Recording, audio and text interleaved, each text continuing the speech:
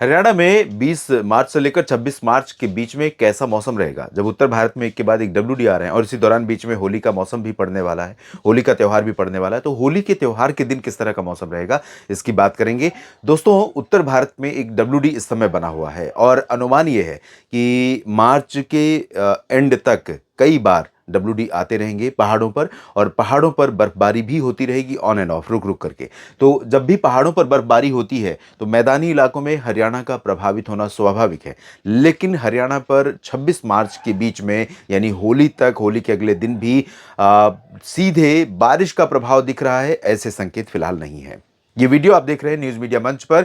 मैं हूं देवेंद्र त्रिपाठी और मौसम पूर्वानुमान की बात शुरू करूं डिटेल में, इससे पहले मैं आप सभी से आग्रह करूंगा कि इस चैनल को सब्सक्राइब कर लीजिए अगर आपने नहीं किया है। यह आपका एक सपोर्ट रहेगा मेरे लिए, और आपका सपोर्ट मेरे लिए मेरे मनोबल को बढ़ाने वाला होता है, और तभी मैं आपके लिए लगातार काम करता रह पाऊंगा जब आप मेरे साथ खड़े रहेंगे। बात करते हैं सिस्टमों की। तो जो सिस्टम डब्ल्यूडी पहुंचा हुआ है, उसके चलते आप आज देखेंगे, आज शाम के समय कुछ बादल हरियाणा में पंचकुला से लेकर कुरुक्षेत्र, कैथल और फतेहाबाद, सिरसा, नीचे हिसार, सिरसा, भिवानी, चरखी दादरी और आसपास के इलाकों में थोड़े बहुत बादल दिखाई देंगे शाम के समय।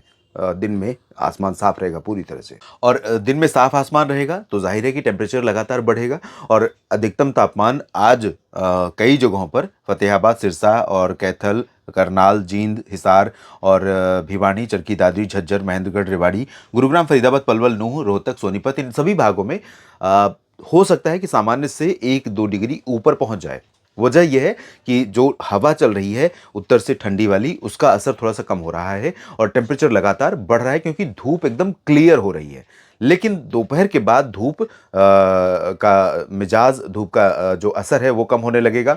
उसकी वजह यह है कि हवा का रुख बदलने लगेगा। जो अभी उत्तर से ठंडी शुष्क हवा चल रही है वो रुक जाएगी और धीरे धीरे आर्द्रता वाली हवाएं पहुंचेंगी। तो ऐसे में थोड़ी बहुत धुंध या थोड़े बहुत बादल में थोड़े बहुत आसमान में धुंधलापन दिखाई देगा, तो धूप उतनी तेज नहीं रहेगी दोपहर के बाद। और कल और परसों यानी कि 21 और 22 मार्च को तमाम जगहों पर हरियाणा में हल्के फुल्के बादल दिखाई देंगे, और ये बादल सिर्फ और सिर्फ धूप को थोड़ा सा रोकेंगे। बहुत ज़्यादा बादल घने होंगे नहीं, पैचेज में ज़रूर कहीं कहीं पर दिखाई दे सकते हैं, लेकिन ना तो बहुत घने बादल देर तक दिखाई देंगे और ना ही इन बादलों से बारिश होने की कोई संभावना है।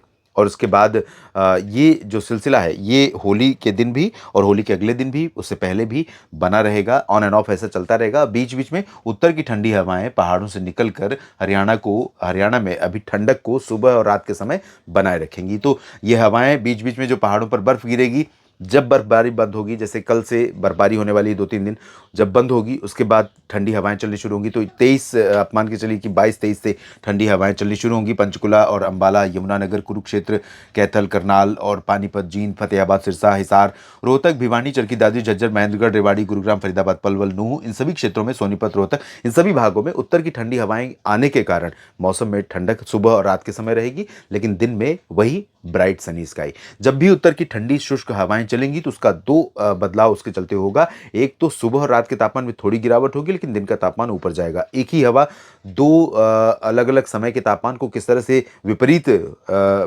विरोधाभासी ढंग से प्रभावित करती है, इसको आप समझ सकते हैं। इसलिए क्योंकि ये हवा होती है शुष्क और इस हवा में होती है ठंडक। ठंडक होने के कारण ये रात और सुबह के तापमान को नीचे रखती है, जबकि शुष्क होने के कारण ये जब एटमॉस्फेयर को क्लीन कर देती है तो ऊपर से आने वाली धूप की किरणें पूरी एनर्जी के साथ फुल पोटेंशियल में नीचे पहुंचती हैं और दिन का तापमान लगातार तेजी से ऊपर जाता है। इस वीडियो में अभी इतना ही, और इसी तरह से मौसम की सभी जानकारियों के लिए लगातार आप बने रहिएगा मेरे साथ। और जानकारियां ठीक लगे तो वीडियो को लाइक और शेयर कीजिए, कमेंट बॉक्स में अपनी प्रतिक्रिया दीजिए। और आप सभी मित्र, बहुत सारे मित्र जुड़े हुए हैं, लेकिन बहुत सारे मित्र ऐसे भी हैं जो वीडियो देखते हैं लेकिन सब्सक्राइब नहीं किया है उन्होंने, तो उनसे निवेदन है कि ज़रूर सब्सक्राइब कीजिए, और ताकि लगातार आपको मौसम की जानकारियाँ मिलती रहें। धन्यवाद।